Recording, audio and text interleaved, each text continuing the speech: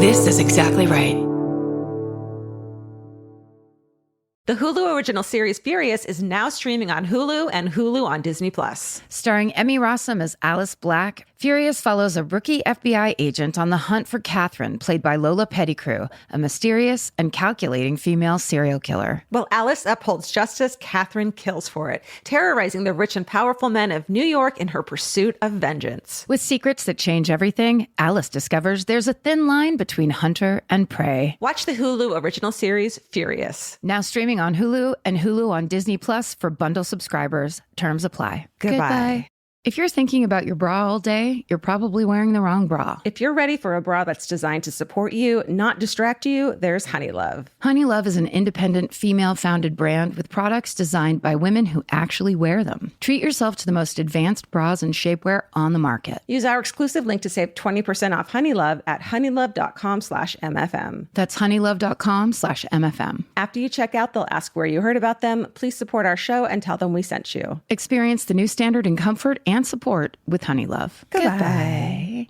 Everyone loves the idea of spending an afternoon curled up with a good book. Well, grow up, because it's almost impossible. Luckily, you can take your next great story with you on Audible. Audible has a massive selection of titles to choose from, including This American Life, new books by Michael Connelly, along with classics from Agatha Christie, and so much more. Whether you want a mystery, a true crime story, or something completely different, there's always something new to listen to. New members can start listening with a 30-day free trial at audible.com/MFM. Audible, stories that speak to you. Goodbye.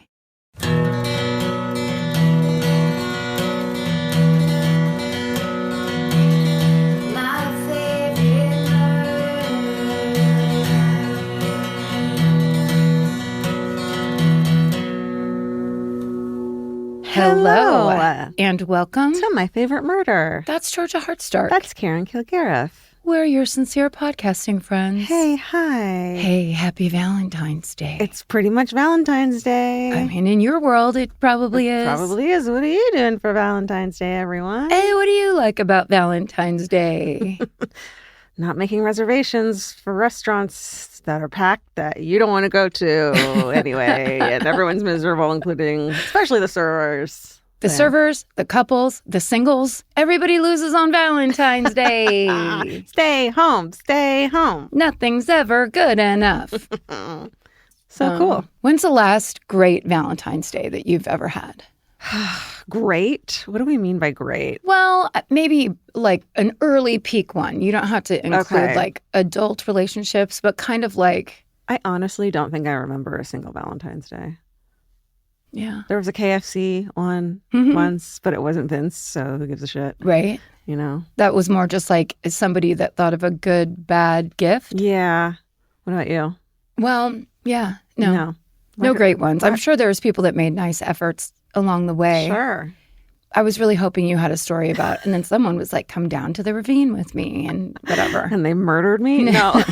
Ravine. It's like the least romantic spot. We just had a ravine behind our high school. Oh, okay. You know? Yeah. People would go down there and get high and have important discussions. Oh, yeah. We did that. We had like a wash, like the LA River kind of a thing going. Right. Which just still isn't romantic, unfortunately. Do you think that maybe all teens have that kind of heartbreak and disappointment because they think that's what's supposed to happen and it kind of is never really happening for most of them? Valentine's Day or ravines? Like Valentine's Day victories. Oh, yeah. Ravines are definitely happening for teens. I feel like until you're 29, you have high hopes every year for Valentine's Day. Yeah. You know, and then you just are like, it's not gonna happen. The idea that like you're going to get a bouquet of roses from your secret admirer at your doorstep is, I think, the thing that has kept this country alive up until this year. I met a dude on Valentine's Day, and I do think our relationship lasted longer than it needed to because of that. Like somehow it was like kismet, and like somehow it was like meant to be because we met on Valentine's Day. However, if we had met on like February 16th, I would have been like a year in, I would have been like, this isn't working. It's fine. Just a late winter relationship. Instead, it was 3 years in that didn't need to happen. I have you know who you are. And you still need to apologize. Well, here we are. Whoops. Is this celebrating or are we doing something we have something to celebrate? What? Oh, yeah, we do. Like what? What do we do? Oh, yeah, we have a little announcement to make. Speaking of hearts. Hey. And relationships. Hey. Oh my God. We want to give you guys some exciting news. On February 5th, we announced our new partnership with iHeartRadio. It came out in the public. Yay. Yes, we are so excited to begin this partnership with them, this podcast journey. That means, yes, we will be at the iHeartRadio Awards this year. And yes, we will both be doing musical numbers individually. Did I sign something? I don't think I... Yeah, that's all in the contract. Oh, shit. Dude. Full singing career starting for you right now. Da, da, da, da. Ariana Grande. It's time. I want to be on The Wicked Part 2. You will. Okay, well, that's all I care also about. in the contract. All right, great. Yeah. Yeah. So new beginnings, exciting. Positive relationship vibes. Yeah. That's what we're all about as adults. Yeah, this little company that could, Exactly Right Media of ours, we're doing it and we're trying it and we're pushing it and we're following through. As one should in relationships. As you should. But, it's still the little engine that could, as far as, podcast networks go. And we hope that in the next year or two, we get to bring you guys some really fucking awesome new podcasts. That's always the name of the game. New, exciting ones that we freak out when we hear pitched to us. And so that's the whole point of this. There really are some exciting new podcasts that are coming out. So yeah, it's great now that we have our feet on solid ground and we have our ad distribution all sorted out and we can just do business as usual. That's right. Now, here's something else we need to talk about in terms of love. Okay. People who love us sent us, because we demanded it, ceramic gifts for our 9th anniversary. Yeah. And we have gotten so many that twice we have featured these ceramics on this show. Yeah. Now so many that we think we might have to split off and do a separate video featuring just ceramics. I think so. That's how many we've gotten. Yeah. But you guys like these ceramics too. So we just wanted to really quick read some comments from the internet with you guys looking at these ceramics that we've posted, because those were lovely too. They all gave me a dopamine hit looking at all the beautiful presents we got, and these also so many gave the same thing. So yes.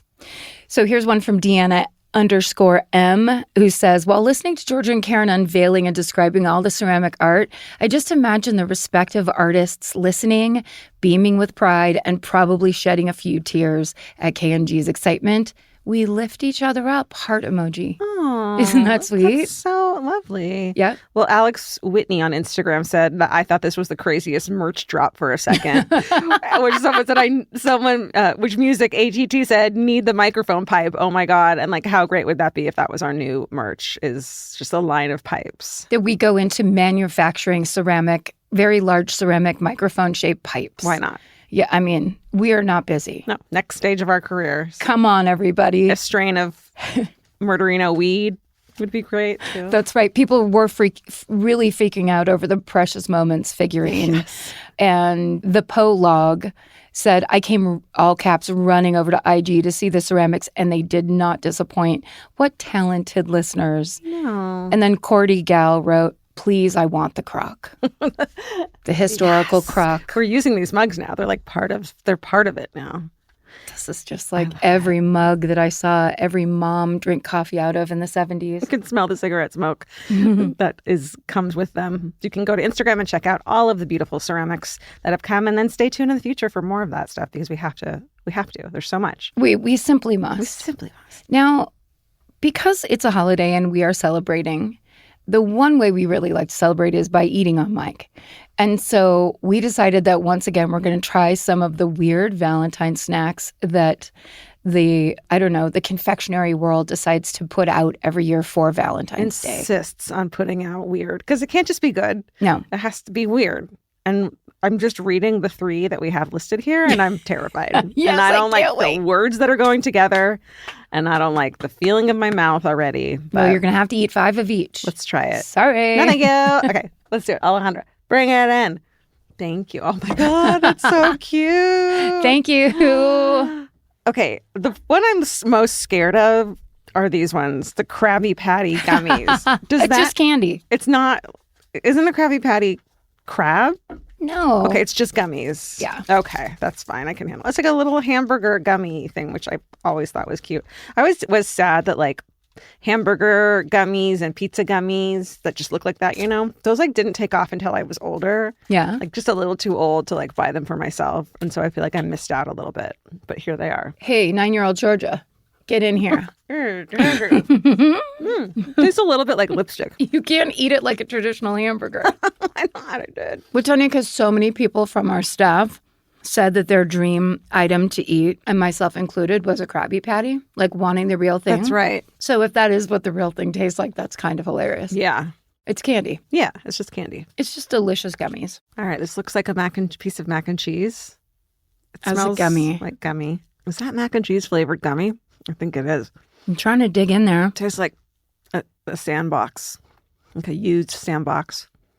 I mean, if there's nothing mac and cheese about it to me, except for the look. It's a little bit like macaroni, like just plain macaroni without the cheese. Maybe. But like, I was thinking there was going to be a really offensive kind of like nacho vibe. Yeah. I think it's orange flavored. I think you're right. I think it's weird that I really want to save these cute little plastic tubs that they both came in for future use, just in case you need them for something in the future. Yeah, because you could maybe put little rubber bands for your hair in there. Yeah, organizational. All right, you can organize with old candy things.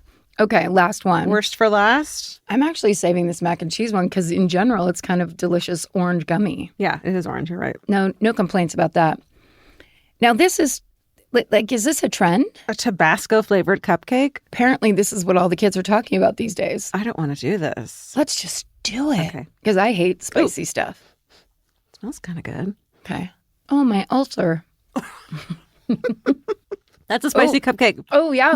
Here it goes in the back of my throat. Oh, my God. It's kind of good. Ooh. What's it doing? I don't know. It's got a kick. It looks like a red velvet cupcake. It's got chocolate vibes and spicy, which I don't fucking mind. You like it? I don't like it. But I don't mind it. But you don't mind it. And if you were on your old TV show, how would you describe this? You take a bite into the Tabasco cupcake and you get She had to check her notes on that. Immediate sugar. And then the back of your throat starts to burn. Starts to burn a little. I mean, that was weird. It was like the tasting in the front was full-on red velvet.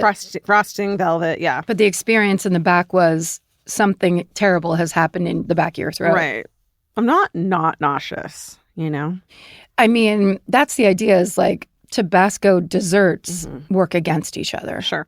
And that's another installment of eating on a podcast. The thing people hate the most that we insist upon doing. I'm going to cleanse the Tabasco cupcake with a little bit of mac and cheese gummy. Gross. Well, some suggestions for your lover on this beautiful day. Give him any of those things we just ate. I bet there's someone who would love Tabasco cupcakes. Yeah.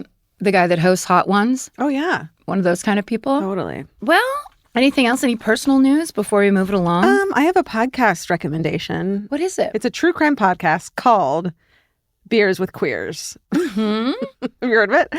No. It's an LGBTQIA plus related true crime podcast. And they have 2 episodes where they do an interview with the Trans Doe Task Force. Oh, cool. Which I think is so important. It's episode 116 and 117. So I just wanted to mention those and check that podcast out. Beers with Queers. Beers with Queers. Yeah. The hosts, Jordy and Brad, are so funny. And it's just a great true crime podcast. So make sure you check that out. Nice. Oh, I have a little something. I want to talk to one very specific murderino. Her name is Gloria Evans. She goes to Cal State Dominguez Hills. Apparently for 2 years in a row in Mr. Pope's class, she has, at the beginning of the year, told everybody that her favorite thing is this podcast. Oh. And the first year she did it, Mr. Pope, who is my very old friend, Chip Pope, said to her, just so you know, I know one of those hosts. And she was like, no, you don't. And then basically just didn't believe him. And then I just saw Chip at a party George and I were at together, and she was in his class again, and she again told everybody that this is her favorite this is her favorite thing, this podcast. Yeah. And so then Chip just told me that kind of in passing, and then I was like, well, I'm going to set Gloria Evans straight. Sounds like she's one of the leading murderinos out there, certainly at Cal State Dominguez Hills. Yeah. So, Gloria, I know Chip Pope. It's we all real. Do. Everyone knows Chip Pope. He's legendary in the comedy community. Truly. And so are you for loving our podcast enough that you would tell people in a brand new class that you would take. But we appreciate you not trusting authority, though, and being like, Mr. Pope, no, you don't. Like, we get that. Yes. We get that, like, immediate, what's the word? Distrust. Yeah. Totally support that. Right. That, like, snap judgment of, like, bullshit. Good for you. If you're going to immediately come and tell me the thing I think I want to hear most, I absolutely doubt what you're coming at me with. And it wasn't just any party, by the way. It was Chris Fairbanks' 50th birthday party. That's right. It was so fun. So good. Everyone who was anyone was there. It was great. It was very fun. And Chris made a step and repeat so that people could go take pictures at the party. And the background said 50 years of Fairbanks, but it kind of looked like the Academy Awards step and repeat. And then he made a plexiglass Getty Images floating thing so that when you took this picture, you had a Getty Images watermark on your picture. So fucking brilliant. The man is an artiste. Yeah. Happy birthday, Chris Fairbanks. Happy birthday. Okay. ERM highlights real quick. Yeah, let's do it. We have a podcast network. It's called Exactly Right Media. Here are some highlights. This week on Buried Bones, Kate and Paul cover the death of investigative reporter Don Boles, who was known for exposing organized crime in Phoenix and who was killed in a 1976 car bombing. Tune in to hear how his legacy still impacts journalism today. Wow. And then over on Ghosted by Roz Hernandez, Roz slides down the banister to welcome the comedian Rosebud Baker. They discuss a haunted Toys R Us, spirit babies, and a wild encounter with a medium at a comedy club. And then over on Rewind with Karen and Georgia, that's you and I, we're traveling back to recap episode 32, which was the episode where we covered the tragic death of the singer Selena and the now infamous Zankou chicken murders.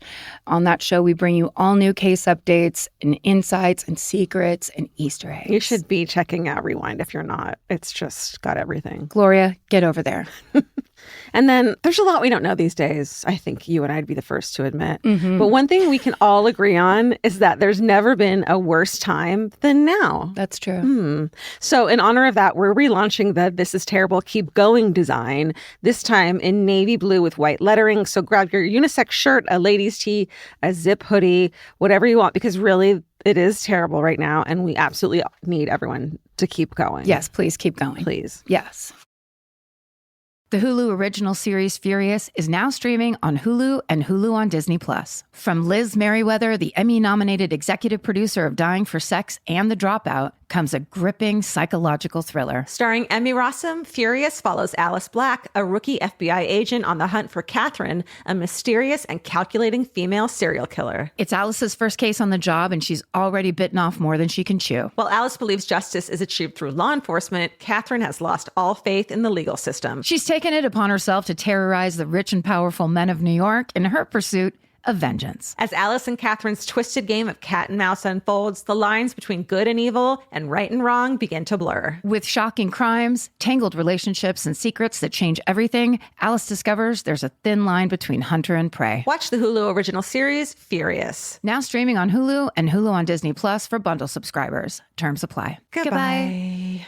This podcast is brought to you by Squarespace. Every successful small business starts with someone saying, I wonder if people would actually buy this. Squarespace gives you everything you need to find out. From consultations to events and experiences, you can showcase your skills with a customizable website designed to attract clients and grow your business. With Squarespace's collection of cutting-edge design tools, anyone can build a beautiful, professional online presence that perfectly fits their brand or business. Get paid on time with professional invoices and online payments. Plus, streamline your workflow with built-in appointment scheduling and email marketing tools. Head to squarespace.com/murder for a free trial. And when you're ready to launch, use offer code MURDER to save 10% off your first purchase of a website or domain. Goodbye. Buying clothes is easy. That's why everyone's always doing it. But finding clothes you actually want to wear is the hard part. Get all your favorite elevated essentials at Quince. Quince specializes in effortless, high-quality essentials like ultra-soft organic cotton and premium Mongolian cashmere sweaters. They're beautifully tailored and built to last. And it's not just apparel. Quince also brings that same everyday elevation to everything they offer, from hotel-quality bedding and bath to kitchen staples, essentials, and thoughtfully designed furniture. They work directly with ethical factories, so you're paying for quality quality, not brand markup. It's so true that they have wonderful items that aren't just clothes. I have like 3 of their 100% mulberry silk pillowcases.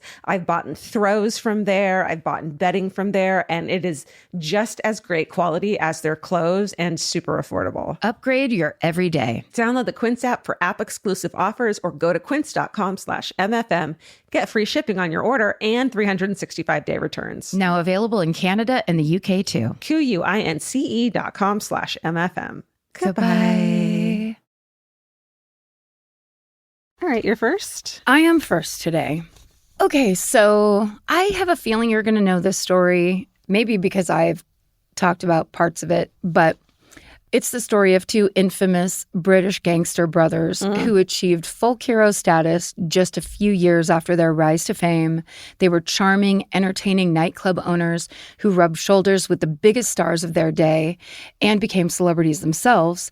They were also hardened criminals who used intimidation, violence, extortion, and murder to claw their way to the top of London's crime world and the swinging 60s social scene. Ugh.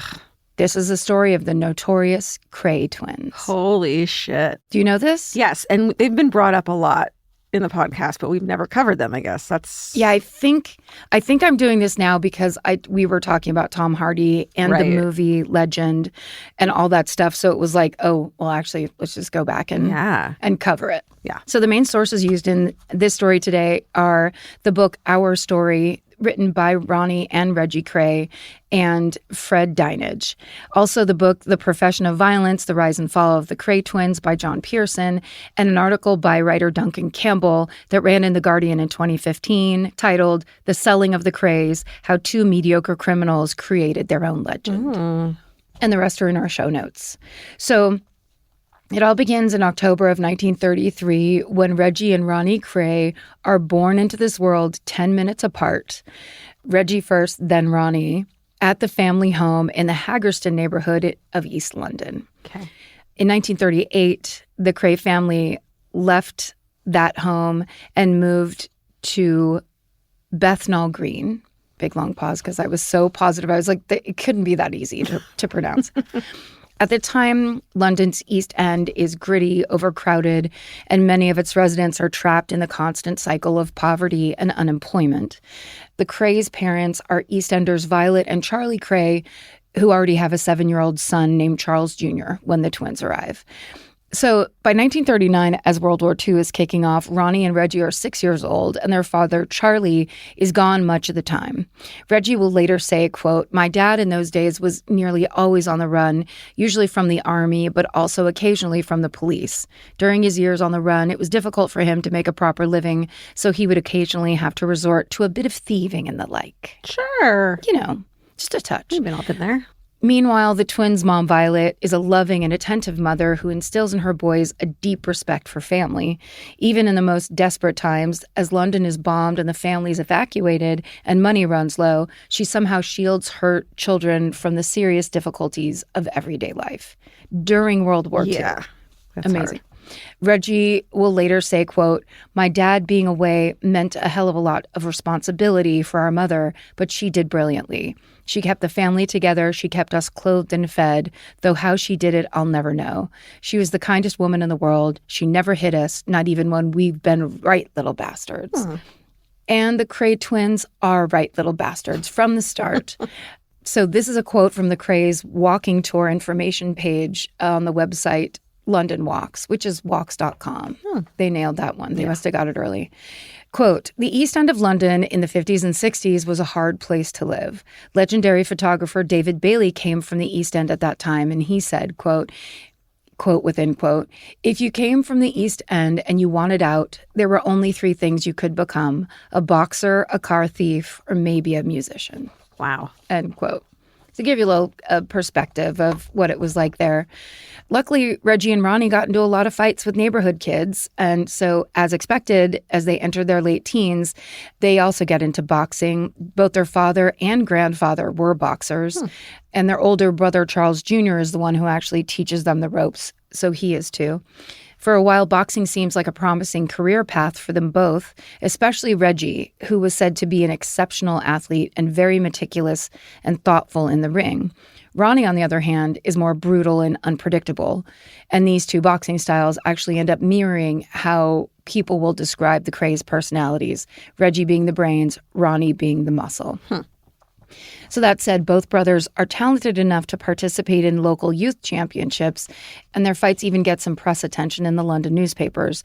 They actually even fight each other a couple times. Ooh, that's kind of a... Twins boxing each other. I bet that was like a good sell. Yeah, like come fucking see these guys who look exactly the same. Yeah, fun little human interest moment. Beat the shit out of each other. They do it anyway at home. Then in 1952, the Krays get drafted into the Army, but things spiral almost immediately. When they show up at the reporting station, they refuse to cooperate, punch a corporal, and end up fleeing. You can't do that. No, you can't. No. So just as their father had done throughout their childhoods, the brothers spend much of the next 2 years AWOL from the Army, or getting arrested and serving short stints in military prisons. As they do, they meet countless other men with criminal records, and these relationships spark the twins' interest in criminal activities and the promise of easy money. In 1954, when both boys are 21, they finally serve all their time and are dishonorably discharged from the military. At this point, Ronnie and Reggie's lives have completely changed. Their criminal records effectively bar them from the legitimate boxing world, so their one career path is now entirely cut off. And it's around this time Ronnie starts to struggle with his mental health. This is a big part of the movie, the Legend movie, which is that these weren't just like kind of bloodthirsty, sociopathic gangsters. Yeah. Reggie was kind of a businessman. He was very strategic about what they were trying to do. Ronnie was schizophrenic. He was a paranoid schizophrenic. Oh, wow. He didn't know it, and he was dealing with the kind of effects of that. Yeah. It was basically, at that age, the onset of paranoid schizophrenia. Wow. He will later remember it by saying, quote, "I can joke about it now, but it was a bad time for me. For a while, I was treated at a mental hospital, but I stopped going there. I still wasn't right. I kept getting these urges to kill people because I was convinced they were plotting to kill me." Wow. Yeah. Scary. Which also must be hard if you are starting to be a bit of a criminal or thinking of it. Right. Like nothing is like, don't do that. It's like kind of part of your profession in a way. Yeah, and it's going to kind of escalate things where it's, right. Yeah. So that's the kind of context playing out in the background as the twins head back to Bethnal Green and soon pursue some legitimate business.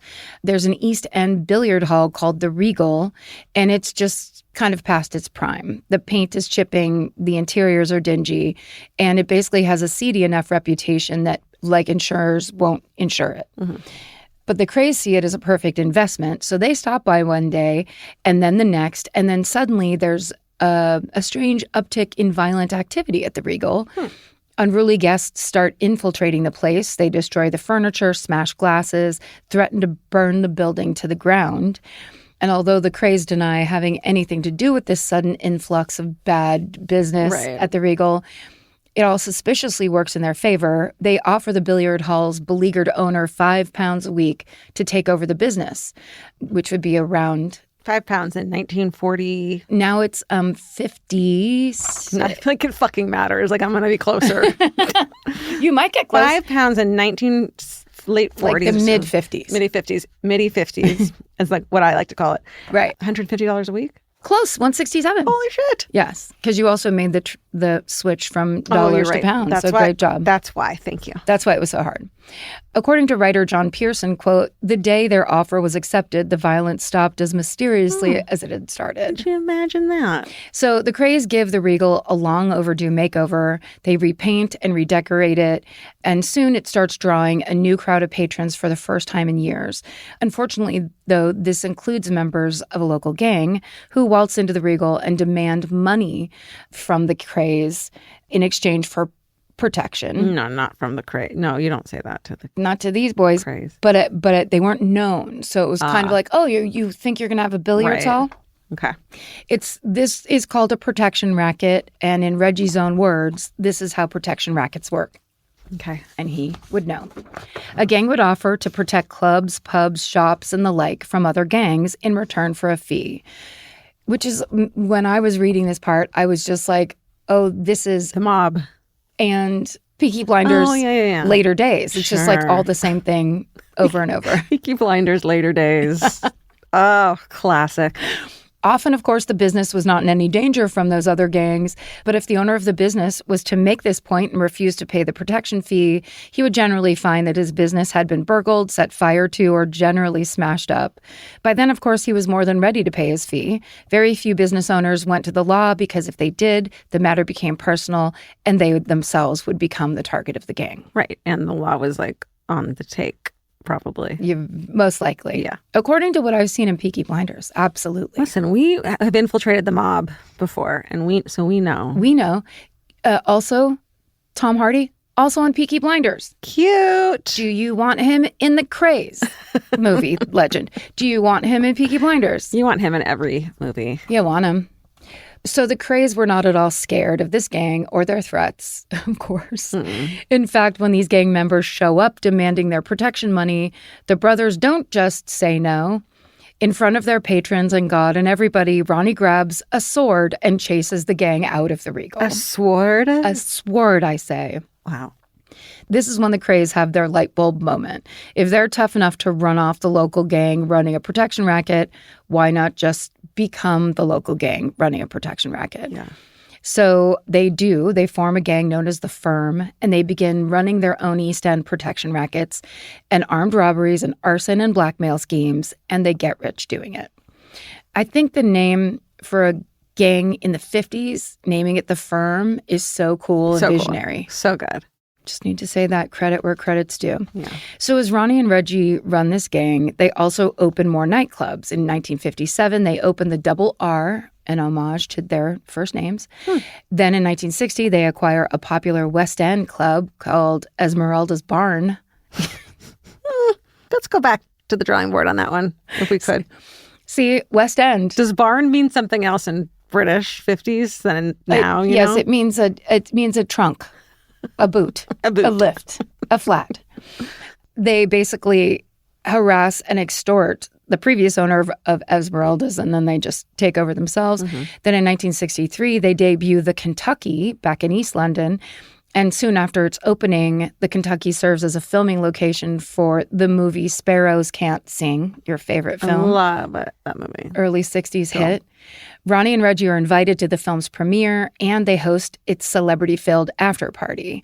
About this, Reggie says, quote, "It was on that night with Ron and me done up like dogs' dinners in our bow ties and dinner jackets, and surrounded by the rich and famous, that I realized that we were well on the way to making it to the very top. I felt so powerful that night. I felt nothing was to stop us."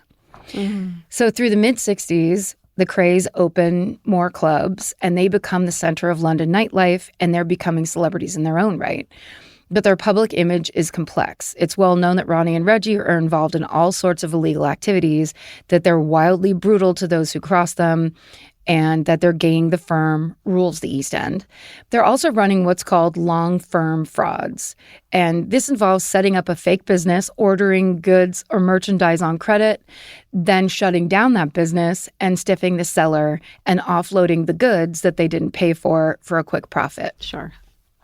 But these crimes and the Krays' criminal infamy not only doesn't scare customers away, their notorious reputation enhances their popularity. They seem dangerous, which is enticing to some customers.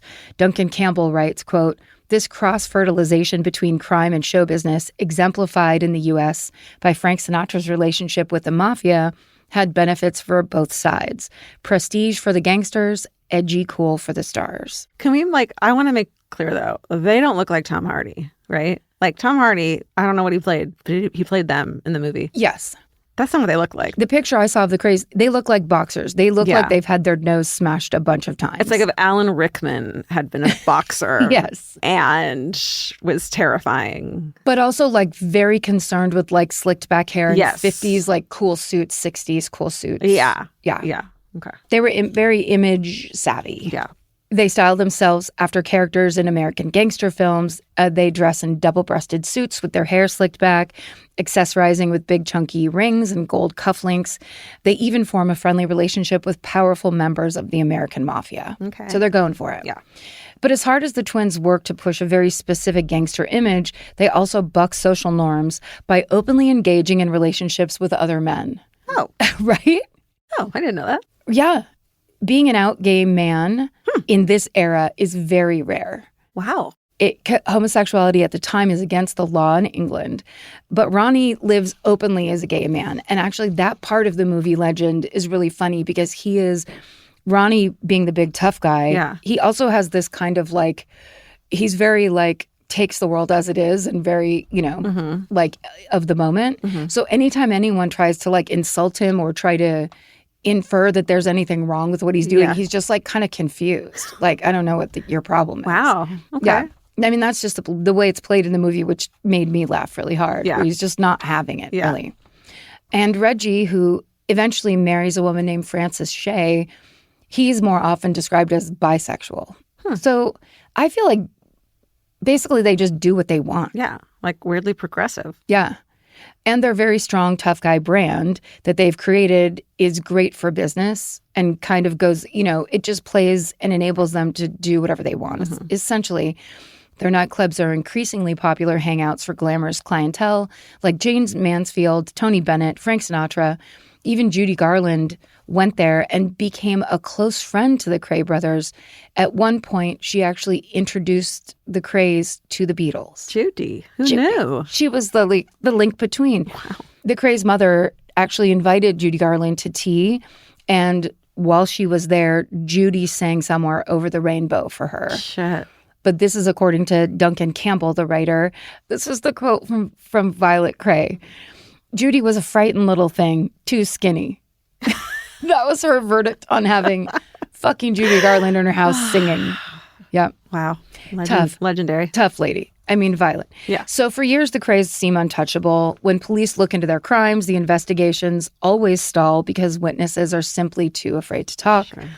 But of course, nothing lasts forever.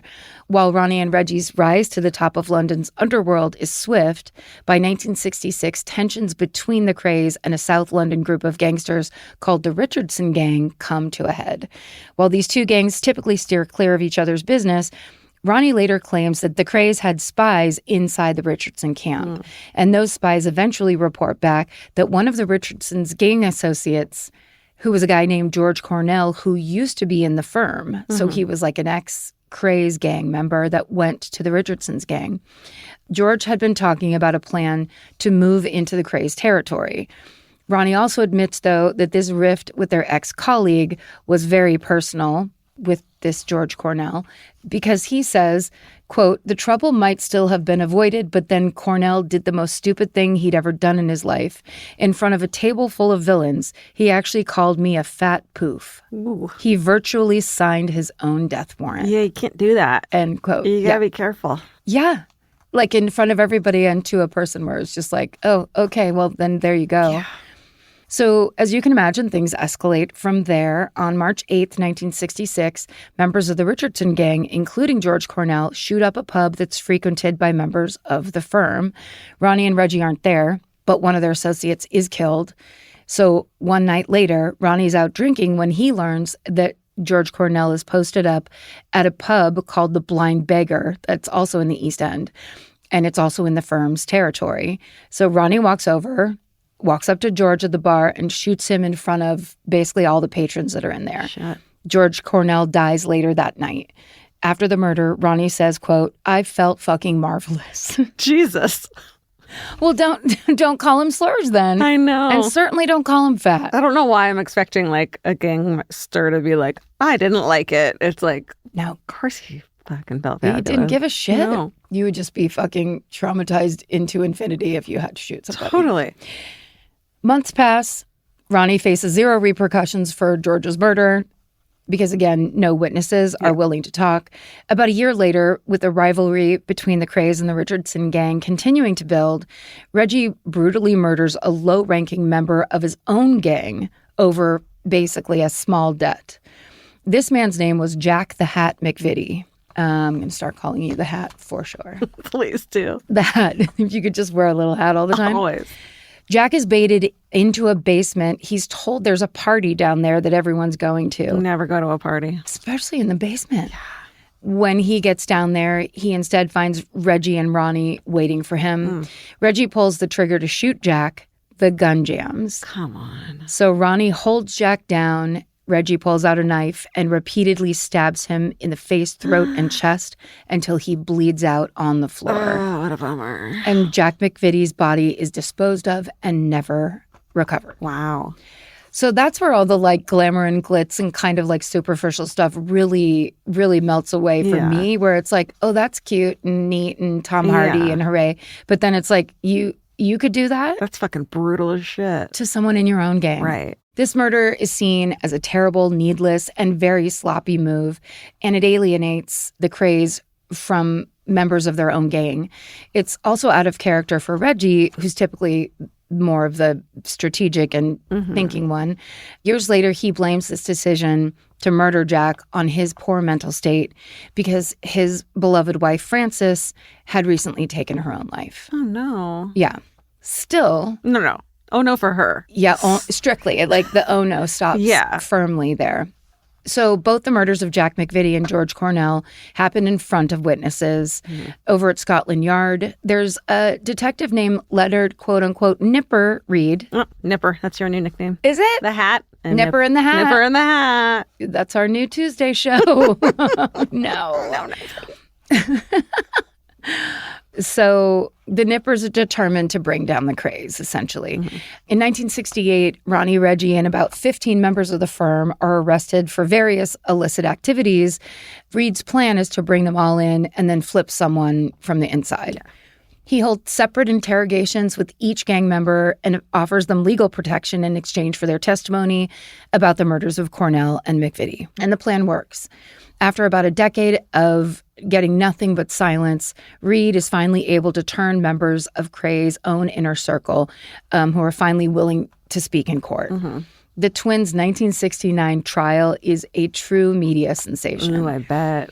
Thanks to all the damning evidence and most crucially, the consequential testimony against them, it ends with both Ronnie and Reggie being found guilty of the murders of George Cornell and Jack McVitie, respectively, as well as all the unprovable crimes that no one would or could talk about up until that point. Yeah. The Krays are sentenced to life sentences in separate prisons. They're both 35 years old. At their sentencing hearing, the judge tells them, quote, "In my view, society has earned a rest from your activities." But they don't get a rest from the Krays' activities. Instead, Ronnie and Reggie maintain a very public profile once they're in prison. Duncan Campbell reports that, quote, "Once jailed, they devoted their considerable energies to their image as gangland stars, always open to visitors from the outside." The twins are able to generate a decent income by feeding stories to visitors who would then sell them to British tabloids and then bring the money back to the Krays in jail. Oh, that's smart. Right? They also have more elaborate ways of capitalizing off their imprisonment. In 1985, for example, Ronnie gets engaged to a woman named Elaine, who's been writing him letters during his incarceration. There's always these Elaines. By this point, Ronnie's been transferred to Broadmoor, a famous London psychiatric hospital we have talked about on the show many times. Ronnie and Elaine decide to get married at the facility's chapel. But there's no ulterior motive here. Oh, it's not love? I mean, it could have been the greatest Valentine's Day of all time, but no, it's not real. When the tabloids catch wind about this upcoming wedding, the Sun offers £20,000, which is nearly how much in today's U.S. dollars? 20,000 in the 80s. Yep. Equals 350. 100,000. Damn it. I was trying to send it to you. Thank you. I was going to say pathologically. $100,000 for the rights to cover it. Ronnie accepts the offer, takes the money, presumably, we don't have proof. And then, interestingly, his marriage to Elaine is over within a few years. Yeah. I mean, he worked the Sun. That's kind of great. Totally. That's a lot of money. These guys are really good at being kind of Robin Hood-esque. Yeah. Except for the murder. Right. Ronnie Kray dies at Broadmoor in 1995 at the age of 61 after a heart attack. Reggie Kray, meanwhile, bounces around to different prisons until the year 2000 when they release him on compassionate grounds because he's dying of cancer. Wow. Reggie dies a few weeks later on October 1st at the age of 66. Today, the Kray brothers are buried side by side in London next to their parents. And even after their deaths, the Kray twins continue to fascinate the public, and their twisted underdog story has inspired a niche industry of books, movies, and TV shows, and true crime podcasts. This includes the 2015 film Legend, where the great Tom Hardy gives a dual blockbuster performance as both brothers in one movie. If you haven't seen it, it really is the best. I haven't. I'll watch it. It's also just a really, like, in my opinion, beautifully directed film and very compelling, but it's just so good and he's so different. The two brothers are so different. Yeah, and to play both of them, that's got to be a challenge. It's cool. He's not just a pretty face. He's not. Just start crying. There's also a 1990 film starring Martin and Gary Kemp as the Kray brothers. It's called The Krays. And if you're not old, then you probably don't know the Kemp brothers were the bass and guitar players for the band Spandau Ballet. Oh, wow. Yeah, so they were kind of already famous British. Yeah. And then somebody wanted to make the Krays movie, and they're like, those guys are brothers. They're badasses. They wear jackets really well. Today, the Kray brand remains strong. Many continue to capitalize off of it. There are now gangster walking tours in London that roll through the areas where Ronnie and Reggie used to hang out, including London Walks at walks.com. Go ahead and get your Krays walking tour over there. Full circle. And the pub, The Blind Beggar, where Ronnie killed George Cornell, also benefits from the connection to the Krays. Reporter Duncan Campbell notes, quote, "You can take a selfie in the place where Cornell was shot, and the pub sells Krays DVDs for £20 and a Krays walk booklet for £3. Wow. Not only that, but I, in looking on that website, found that there's a walking tour called Darkest Victorian London, which I beg anybody that can get to it to please take and then write into myfavoritemurder@gmail.com and tell me everything about the Darkest Victorian. That's your dream. Walking tour.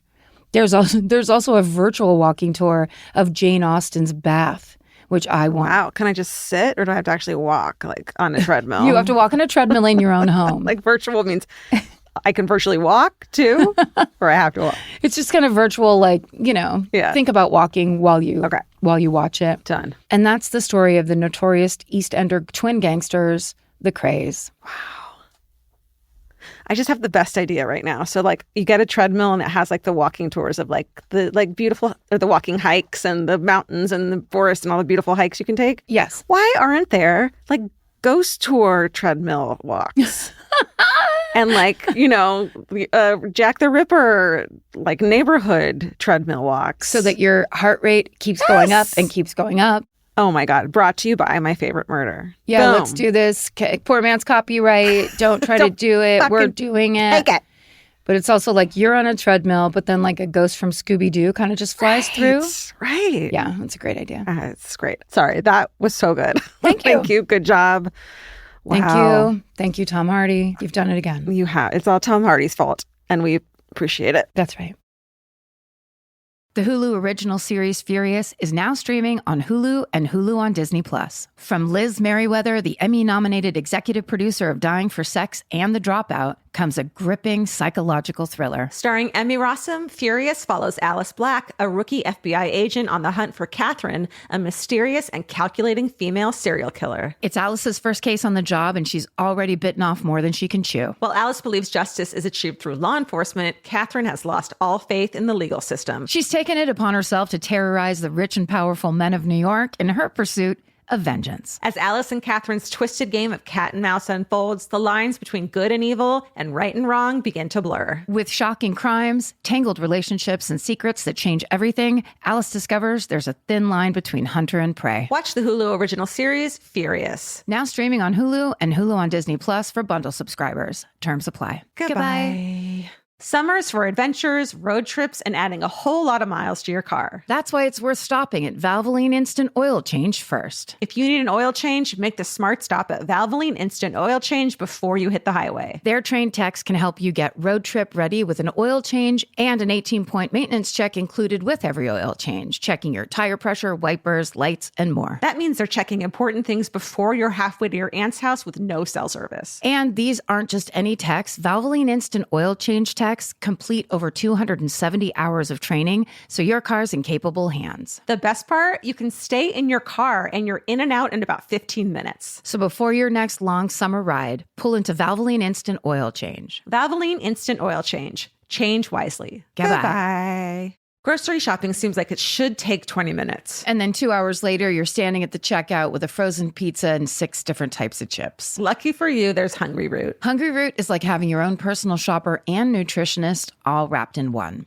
They'll take care of the weekly grocery shopping and recommend groceries and meals tailored to you. Once you tell them about your goals and preferences, they fill your cart with personalized recommendations. And those recommendations get smarter as Hungry Root learns more about what you did or didn't like. Most of Hungry Root's recipes can be made in just 15 minutes or less. You can't get any easier than one pan shakshuka. I've always said that. Yeah, I love the convenience and also the fact that I don't have to go park anywhere. Thank God Hungry Root's around to help us shop and help us build really healthy and delicious meals. For a limited time, get 40% off your first order, plus get a free item in every box for life. Go to hungryroot.com/MFM and use code MFM. That's hungryroot.com/MFM, code MFM to get 40% off your first box and a free item of your choice for life. Goodbye. All right. Well, here's one that a lot of people are going to be mad at me about, that I'm mad at me about. Okay. Because the timing is bad and it's a bad story. And it's on, I know. It's about to happen. You're like, and this is the American Revolution. This is the Civil War. It's something that is a lot of us who have anxiety. It's on our minds right now. Even though this is a story from over 45 years ago. Mm-hmm. This is the story of the deadliest aviation accident in history. I know. Alejandra called me last week and was like, are you sure you want to cover this? And I'm like, let's just do it, but let's talk about what's happening currently, too. Yeah. You know? Yep. So we don't shy away here, except sometimes we do. Well, I mean, like, we do what we can do week to week. Right. All right, let's do it. Yeah. Let's dig in. This story is wild because it's a story of chance. Like, so many little things, human error, the weather, like things you could not control, all lining up in such a way that this one event occurred. And it results in a tragedy that ultimately claims the lives of 583 people. I know. This disaster also led to some major changes in the way international aviation works. That said, safety experts have been warning for years that there are still gaps in the systems and that another tragedy is likely. Their warnings have only just recently come to fruition in the recent American Airlines crash in Washington, D.C. We'll talk about at the end.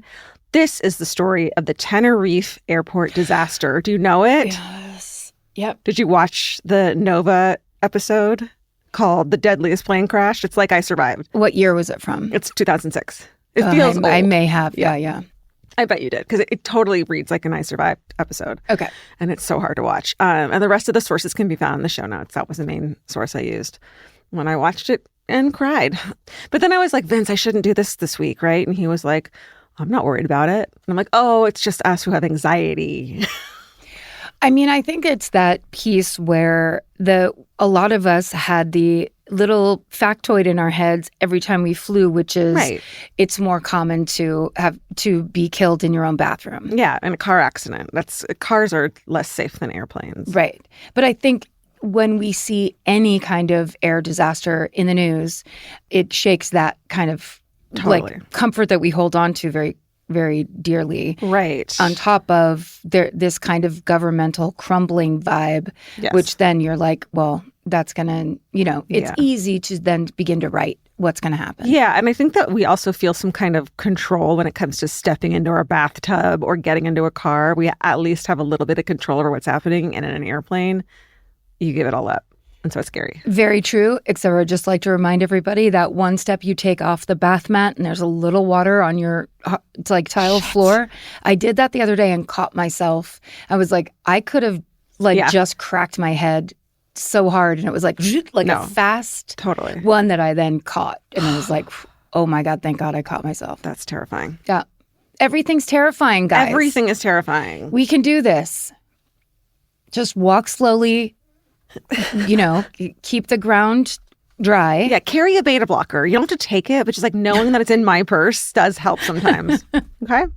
Also, we're getting on a plane next month, you and I. So sorry about that. We're going to be doing this a lot. It's people, 1 million people are going to get on planes today and be fine. Someone's flying right now and they're like, I'm just going to listen until I can't anymore. Yeah.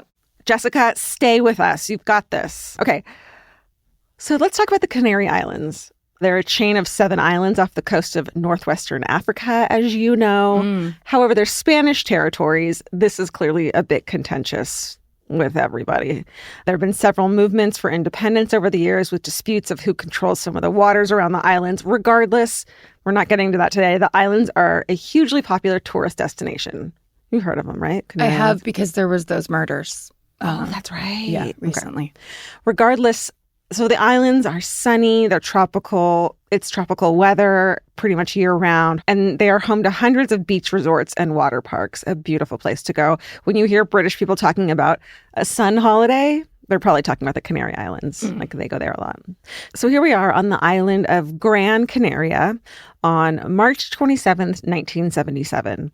It's shortly after 1 p.m. at the Gran Canaria Airport, which is the main airport servicing the islands. So it's a pretty sizable island and airport. And a bomb explodes in the departures area. Ugh.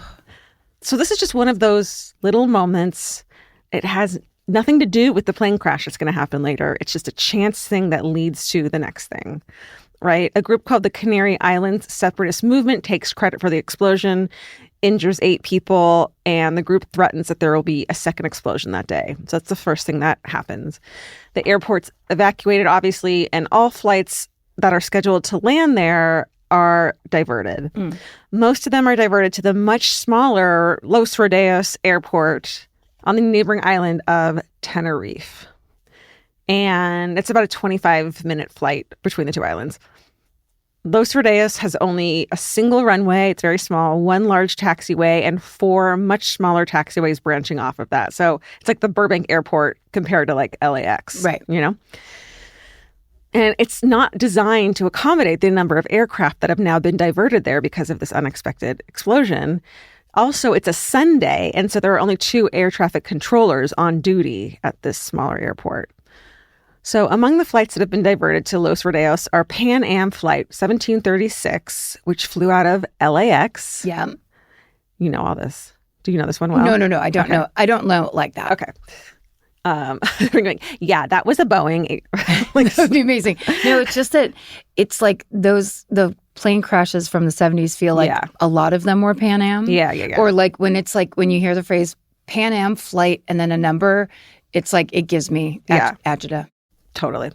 So it had flown out of LAX, made a refueling stop at JFK in New York, and then the other flight was KLM Flight 4805. That one originated in Amsterdam, and that was a charter flight for a tour company called the Holland International Travel Group.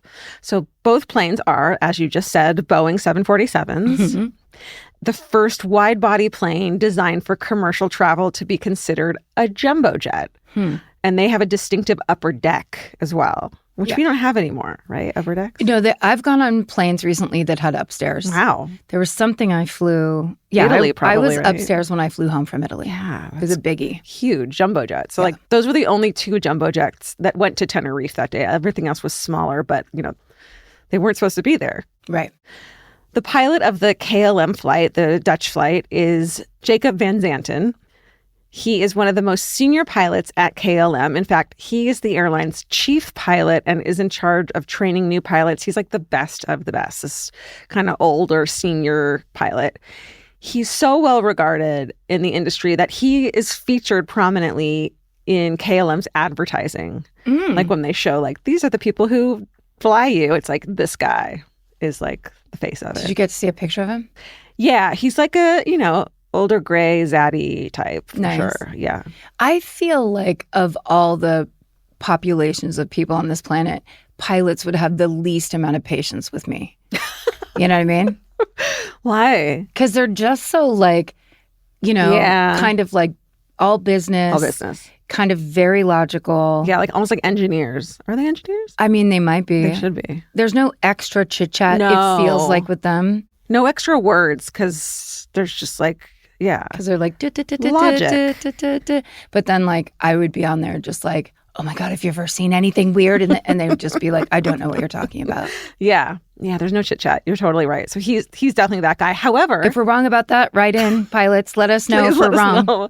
But I will say about this guy though, and you'll like this, everyone says he's a warm and friendly guy. Oh, great. And that he insists that his coworkers call him by his first name instead of addressing him as captain. So like he's fucking down to earth. Chill, Good at what he does. Maybe he'll tell you about that one time he saw a UFO. the weird thing in this guy. Yes, like he's so likable. Okay. And the first officer, co-pilot, he's pretty green and he's currently being trained by Captain Van Zanten.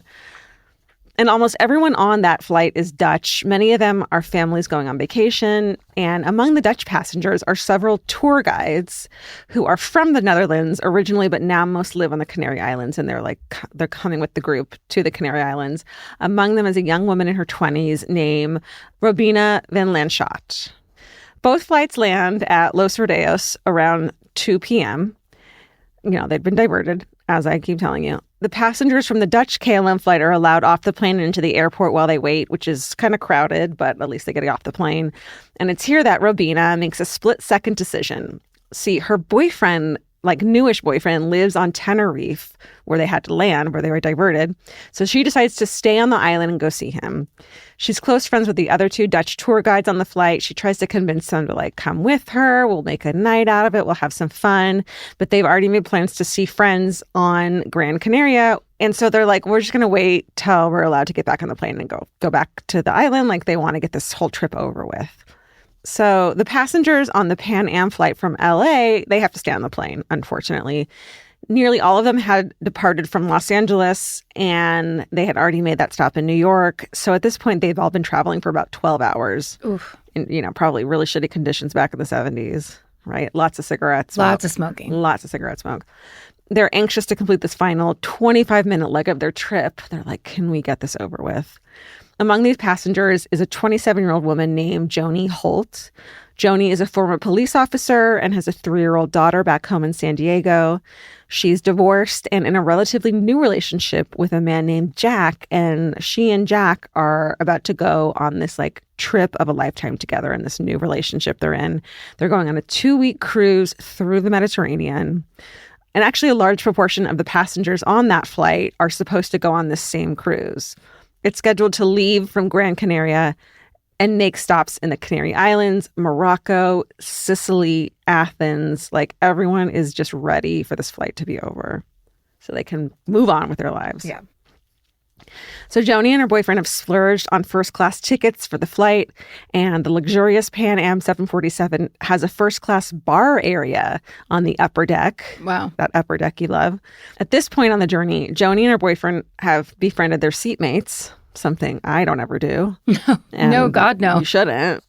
Once they've been diverted to Tenerife, some of those seatmates invite them upstairs to the lounge to hang out. But Joni and Jack decide to stay downstairs in their seats. They're just like, they want to be where they're supposed to be when the flight's supposed to take off. Like they're ready to freaking go. Yeah. So they don't go upstairs to the bar. Remember that flight to Australia that had a bar in it? You won't remember that, but Vince and I remember Was that. it behind where we were sitting? Yes. That was real cool. Yeah. So first class has a dedicated crew, and among them on the Pan Am flight are best friends Suzanne Donovan and Joan Jackson. These two young women try to coordinate so that they work on the same flights together. That's how much they enjoy each other's company. So at about 5 p.m., the Gran Canaria airport has been secured and reopens, and so flights are allowed to begin taking off for that 25-minute journey. Now, the two air traffic controllers are going to have to play a game of Tetris to move all these unexpected planes around to give them space to take off down that one small runway that they have. Then at the same time, one of these other fucking bits of chance happens. A thick fog begins to roll in. I know. Fucking fog. The airport is 2,000 feet above sea level, which means it's prone to thick cloud cover at times. And there's another issue. The center lights on the runway aren't working. Crucial. Crucial. Especially if you have fog. Yeah. But, oh my God, yeah. Yeah. At this point, everyone has been stranded at Los Rodeos for about 3 hours. They're anxious to get into the air. In addition to this, the Dutch KLM crew is in danger of timing out, which basically means that everyone working that flight would have to stay a certain amount of hours at that, airport before they're allowed to fly again. And there's not room for that on the island. They're all fucking over it. They just kind of are in a hurry in a way they wouldn't be normally. Yeah. And so because of this, maybe not everyone is thinking every step through. The air traffic controllers instruct the KLM flight to taxi to the end of the runway, and then they're supposed to wait for the Pan Am flight to follow behind it and get behind it to take off after it. All the other planes at the airport are on the taxi or a holding area because these are the two big planes. But there's interference and the radio transmissions aren't clear. There's also the language barrier issue. All of the communications are being done in English, but the air traffic controllers and the KLM pilots don't have a standard aviation-centered knowledge of the language. The air traffic controller's first language is Spanish. The KLM flight crew's first language is Dutch. And so the two groups are just not working with a standardized aviation English vocabulary, just a limited amount of English that they both happen to know. Okay. So obviously things are going to get mixed up. The Dutch-speaking pilots on the KLM flight taxi to the end of the runway, as they're supposed to. And then Captain Van Zanten says, okay, we are at takeoff. And then the air traffic controllers say, okay, stand by for takeoff. I will call you. But because of the radio interference, only the okay is audible in the KLM cockpit. So no one had actually given the KLM flight clearance to take off. But Captain Van Zanten must have misunderstood as he initiates takeoff. He basically goes down to the end of the runway. They have to do a U-turn. And they're supposed to wait for the other flight to go down and go behind it. But it's still driving down the runway. Right. They're basically facing each other. The transmissions are choppy. And in the Pan Am flight that's still taxiing down the runway, they don't hear everything, but they still say, quote, we're still taxiing down the runway. But this transmission overlaps with one from air traffic control. And in the KLM cockpit, they only hear high-pitched noise as their plane barrels directly at the Pan Am flight, which they can't see through that dense fog. Oh, God. So it's just barreling towards this other plane. While all this is going on, the passengers in first class on the Pan Am flight, they're kind of aware of what's going on. Joni remembers feeling nervous about the maneuvering that they had to do around the KLM flight. She remembers that her boyfriend joked, quote, don't worry, if they hit us, you won't feel a thing, end quote. But the KLM crew does hear the next transmission when the tower tells the Pan Am crew to report when they're clear. And so one member of the KLM crew then asks over the radio, while they're at full speed taking off, if this means they're not clear already. Clearly in that cockpit as well, there was some confusion, with everybody. To be asking while you're taking, mid of we're doing the thing. Are you saying we're not clear? Right. And the captain who's thinks we're clear and taking off is old school seasoned captain. So questioning him is probably not something most people do. Yeah. So that clearly was his way of being this isn't right. So then the Pan Am flight comes into view of the KLM flight that's trying to take off. And the last recording recovered from the KLM cockpit is Captain Van Zandt crying out as he tries to pull up and take off to avoid hitting the Pan Am flight. So he just fucking tries so hard to pull up. But they had just gotten a bunch of fuel on the plane too, which made it heavier. There are about 8 seconds when the two planes are visible to each other. And in those 8 seconds, the captain of the Pan Am flight, named Victor Grubbs, says, quote, God damn it, that son of a bitch is coming. And he tries to steer his plane off the runway to get it out of the way. So, sorry, they're both taking off at each other, essentially? The Dutch flight is taking off quickly in the direction of the Los Angeles flight that's just taxiing and coming slowly forward. Okay. Yeah. So they're both coming towards each other. And then the Dutch flight is actually going really fast and trying to take off. Right. Oh, my God. Right. Despite the KLM flight trying to pull up and the Pan Am flight trying to veer away, it's no use. The KLM flight just gets off the ground, but slices right through the upper deck of the Pan Am flight, resulting in an instant explosion. Oh, God. I know. The KLM flight remains airborne for a few seconds before crashing to the ground in a fireball. There are no survivors from the KLM flight, which had 248 people aboard. Wow. So meanwhile, at first, Pan Am First Officer Robert Bragg doesn't think their flight has been extensively damaged. They're the one who got hit that we're taxiing, because all he could feel was a bit of shaking. And then he realizes that all the windows in the cockpit are gone. And in this model of 747, the cockpit is on the upper level. So Robert turns around in his seat and sees the tail of the airplane, meaning the entire top part of the plane had just been sliced right off. Oh, my God. I know. Just turns around and he can see the tail of the plane from the cockpit. He says, quote, "We had 28 people in the upstairs lounge. The lounge was no longer in the plane. It was just a big hole there." End quote. That's the lounge that Joni and her boyfriend had considered going up to, but instead had stayed in their seats. So Joni had felt the plane veer to the left before the impact, and the next thing she remembers is this horrific scene of devastation around her and destruction. There's debris and small fires everywhere in the cabin, but next to her, her boyfriend Jack is also still alive. They're both injured, but not horrifically so.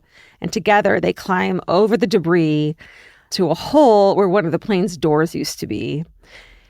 And 747s are high off the ground. It's about a 12-foot jump from the door to the ground. And a man is already down there telling Joni that he'll catch her. So she is able to jump from that hole to the ground. And meanwhile, Jack starts to help a flight attendant get other passengers to this door to get off of the plane. At some point, terrifyingly, part of the plane collapses, but this actually makes the jump lower, so it's easier to get people to the ground. So they help get people off of the plane, which is incredible. And eventually Jack also gets off the plane and is reunited with Joni. I know. Oh my God. Among those who have also survived the impact are best friends Suzanne and Joan. And they both instruct the people who can make it to the door to leave everything behind, and they help them get off of the burning plane. And eventually they have no choice but to get off as well. Once on the ground, Joan, the flight attendant, thinks they're going to walk around the plane and find more survivors who have exited through the doors, but that doesn't happen. Some passengers do manage to get out over one of the wings of the plane, but the majority of the people on the flight are either killed on impact or suffocate in the fire. Of those on the Pan Am flight, 331 people die, and only 61 survive. Oh, my God. However, 61 survivors, I mean, miraculous. Completely miraculous. Yeah. I told you you'd hate this. I mean, but it's just so unimaginable. It's just so kind of like the way you're describing it, where it's like that is literally how it would be, where you're sitting there, you hear this weird noise. Yeah. All of a sudden you're like, I guess there's things that are on fire. I better leave. Like you're in full shock. Yeah. It's just wild to have been like on the thing and staying conscious and getting off the thing. Yeah. You probably got your purse with you because you just are just totally in shock. Get up and go. Yeah. So in the aftermath, large memorial services for both flights are held. The Dutch service for the KLM flight is held in a hangar to accommodate more than 300 caskets, which is, I guess, staggering to see them all together. And those who died in the Pan Am flight are buried in Westminster, California. The only person who should have been on that KLM flight who does survive is Robina. Remember the tour guide who stayed behind on Tenerife to see her boyfriend? At that point, the two had only known each other for 4 months, but they go on to get married. And in that 2006 Nova documentary, they say they've never separated since that day. She's like, love saved my life. Yeah. Aww. I know. And in 2007, a memorial to the crash and its 583 victims is dedicated at the airport in Tenerife. So this tragedy leaves the aviation industry reeling and leads to major changes. Across all major airports and international airlines, there's now a standard protocol for simple, universal English phrases. No air traffic controllers can use words like okay or Roger. Those words are not used anymore. No one says the word takeoff unless permission for takeoff is being given. Pilots and air traffic controllers only use the word departure before that. Ooh. So because they're like hold for takeoff, you don't say that anymore. It's like you can't say the word takeoff until because that's kind of what happened is it just got a little confused. The and misunderstanding, garbled. Right. So you won't hear that word unless it's allowed. Well, flying is still statistically very safe, as you and I know. Yep. Just a few weeks ago, we saw the first accident involving a major U.S. carrier in 16 years. Yeah. This came after several close calls. In 2023, in the span of a few weeks, there were 3 near misses on American runways with planes almost colliding. I know, I hate it. I just want to stay home. Go ahead. Can I? Sure. Oh, thank God. Safety experts had cautioned that these misses should be taken as a warning to address issues like understaffing among air traffic controllers and modernizing warning systems. Unfortunately, these issues have not been addressed completely enough. And on January 30th, just this past month, a Black Hawk helicopter collided with an American Airlines flight that was landing at DC's Reagan Airport. 67 people were killed. There were no survivors, as we know. And in fact, while the victims of the crash were still being pulled from the Potomac, Trump blamed diversity hiring in the air traffic control industry for the crash. And look, yes, we can totally get into politics here. I'm obviously no expert, but it's important to bring this stuff up. And I'll just quote an ex-user named A Money Resists, who said, quote, "On your second day, you 1, fired the head of the Transportation Security Administration. 2, fired the entire Aviation Security Advisory Committee. 3, froze hiring of all air traffic controllers. 4, fired 100 top FAA security officers." End quote. Now, many argue that these changes wouldn't have led to such immediate consequences that would have affected this crash that happened on the 30th. And at the time, the air traffic controller was filling in for a coworker and doing a job that was usually performed by 2 people, which of course points to the above understaffing issues. Yeah. But you can't argue that they more than likely will eventually affect those things. Here's what you can argue, in my opinion, is it has nothing to do with DEI. Right. That idea that immediately blaming it on this buzzword bullshit thing. Publicly, like what a dangerous thing to say. Well, but that they're just constantly pointing to people of color and women. Yeah. And it's like immediately. Right. Like that is just so wildly irresponsible. You just kind of have to separate it from everything that happened to go, it's too bad there isn't leadership that doesn't measure their words and think about the effect of those words when they're talking about something this horrifyingly tragic. Right. Absolutely. And that is the story of the Tenerife airport disaster, the deadliest accident in aviation history. And seemingly like one that all of those things coming together. Yeah. All of those, it's almost like there's no world where there's blame. Right.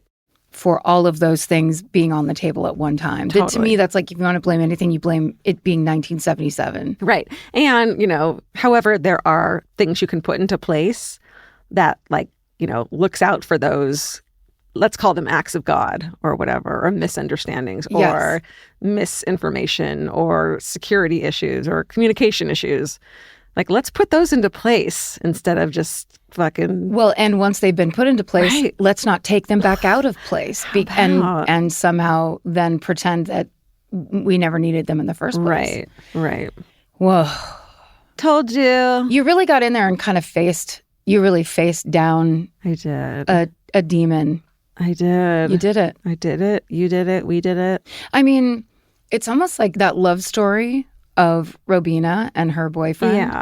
We can pull that out and just have that be the theme and say that's a beautiful thing that sometimes happens among horrible circumstances. Yeah. Like that's the little bright piece of it that we can look at, is that she wanted to see him so bad and she went and ran into his arms and never left.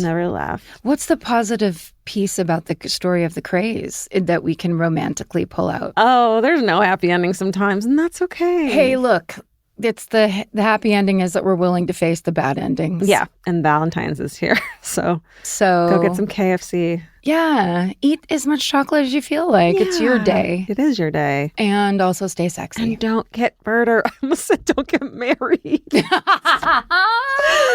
Happy Valentine's Day, everybody. Don't get murdered. Goodbye. Elvis, do you want a cookie?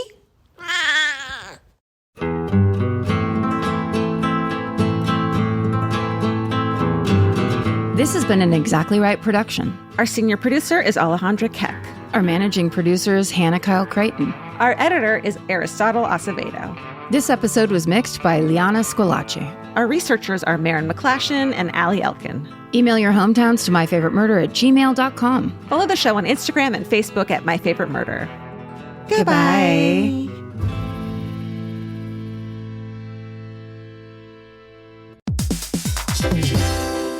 Hey everybody, here's the thing about other home security systems. They're all designed for after the window breaks, after someone's inside, after you get the notification, after the police come. SimpliSafe is the first system designed for before, stopping a break-in before it even begins. That's right. Unlike traditional security systems that only alert you after a break-in is already underway, SimpliSafe is designed to help prevent the crime before it starts. Their cameras can detect suspicious activity at the perimeter and alert live U.S.-based agents. Then SimpliSafe's agents assess the threat, intervene, speak through the camera to scare off the intruders, and call for 911 dispatch. That's right, and SimpliSafe has been protecting your world for 20 years, everybody. So celebrate their anniversary and save 60% on your new SimpliSafe system at simplisafe.com/stuff. That's 60% off, you guys, at simplisafe.com/stuff. Plus, when you order, write in our show name and the How Did You Hear About Us survey to let them know that we sent you.